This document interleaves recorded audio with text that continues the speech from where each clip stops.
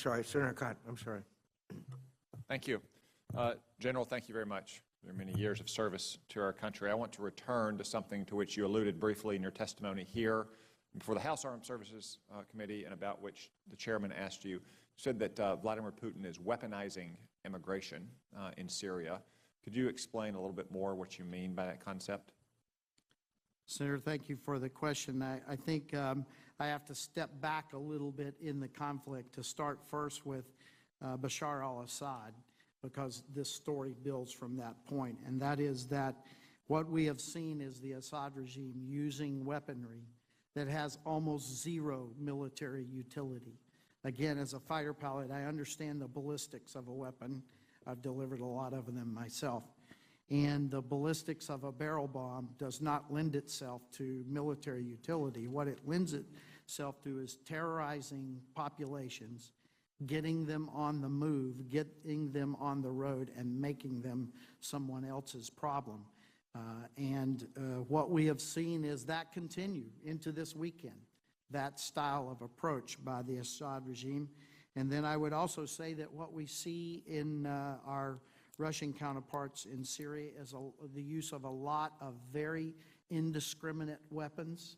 Then the percentage of precision weaponry used is very low, and it's hard to tell from what they're doing on their targets what their real intent are. But what we do see is that it is causing a lot of flow of people out of the stricken areas, getting them on the road and getting them into someone else's hair.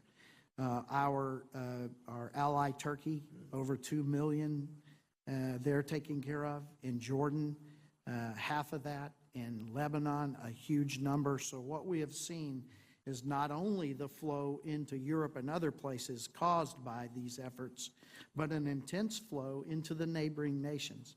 And so I have used that word.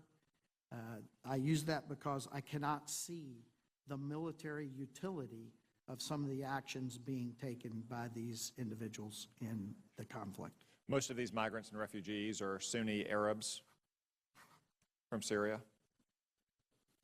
I can't say that, because we do see a pretty large migration flow still from Afghanistan and other places. But from Syria? From Syria, I don't want to hazard a guess there, sir. I'll get you an answer to that. But while there may not be military application, it would be a convenient political development if Bashar al-Assad, who represents a minority sect in Syria, were to ethnically cleanse much of his country of Sunni Arabs, which have been a historic source of resistance to his rule.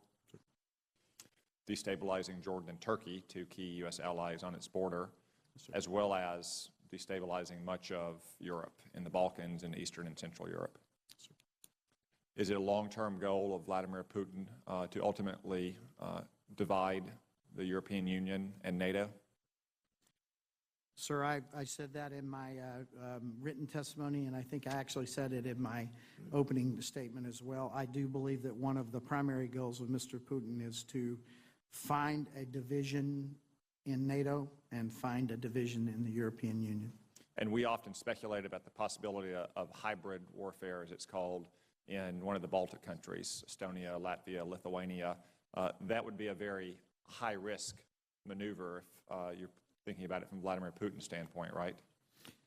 So I believe Mr. Putin, as I said, does understand Article 5 and understands what a NATO border is as it relates to conventional force. But I do not believe that he feels necessarily restrained in using the other tools of national power, diplomatic, informational, economic, in these areas.